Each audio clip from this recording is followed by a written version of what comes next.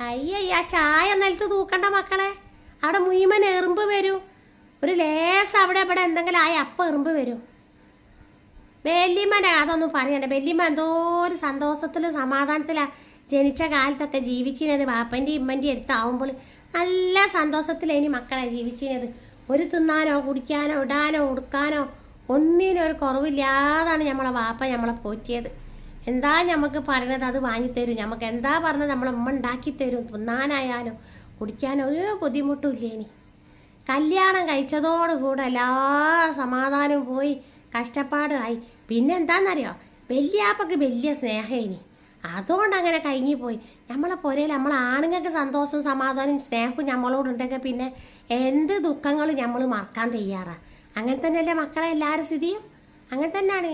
പുരൻ്റെ അകത്ത് ഇനി അമ്മായിമായാലും വേണ്ടില്ല, നാത്തൂമാരായാലും വേണ്ടില്ല, അമ്മോസാങ്കായാലും വേണ്ടില്ല, എല്ലാവരും കച്ചറക്കാരാണെങ്കിലും കെട്ടിയ പിയ്യാപ്പള നല്ലതാണെങ്കിൽ ഉണ്ടല്ലോ നല്ല സമാധാനത്തിൽ ജീവിക്കുക.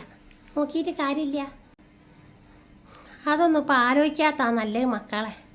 തിന്നാനും കുടിക്കാനും അതും ഉണ്ടാവില്ല. വെള്ളം തലയെ കെട്ടിപ്പേറി കൊണ്ടുവരണം താഴത്തെങ്ങാനും.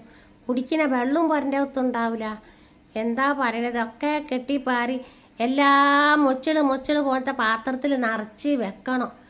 എന്താ പറയുക, അത്തല തൊട്ട് ഇത്തല വരെ ചെമ്പും പാത്രവും മൂളിയും പഠിക്കും പറഞ്ഞ മാതിരി എല്ലാ പാത്രത്തിലും വെള്ളം നിറച്ചങ്ങോട്ട് വെക്കും.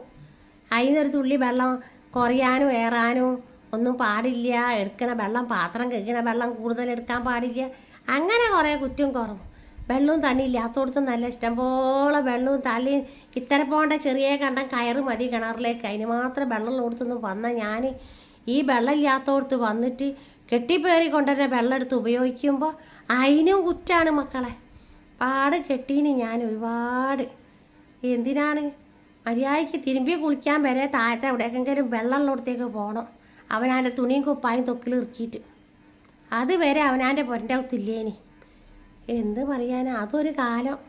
ഇപ്പം അതാ പൈപ്പ് തിരിച്ചാൽ മതി, ഒന്ന് നെക്കി കൊടുത്താൽ വെള്ളം തലയിൽ കൂടെ വരുന്നത് എന്തൊക്കെ ഉണ്ട്. ഒന്നും പറയണ്ട മക്കളെ, കാലത്തിൻ്റെ പോക്കേ. അന്നത്തെ കാലത്തൊക്കെ ഒരുപാട് കഷ്ടപ്പെട്ടിട്ട് മക്കളെ. പിന്നെ ഒറ്റപ്പോരായപ്പോഴാണുള്ള സമാധാനം സന്തോഷമൊക്കെ എനിക്ക് തിരിച്ച് വന്നത്.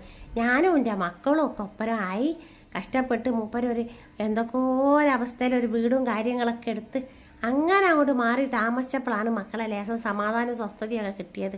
കാരണം അല്ലെങ്കിൽ തൊട്ടേനും എടുത്തതിനും പിടിച്ചതിനും ഒക്കെ കുറ്റം പറഞ്ഞ് എന്തിനാ അടിച്ചാരിയാലും കുറ്റം, പാത്രം കഴിയാലും കുറ്റം, തിരുമ്പിയാലും കുറ്റം, തൊട്ടേനും പിടിച്ചതിനും എന്തിനാണ് എല്ലാത്തിനും കുറ്റം പറയും.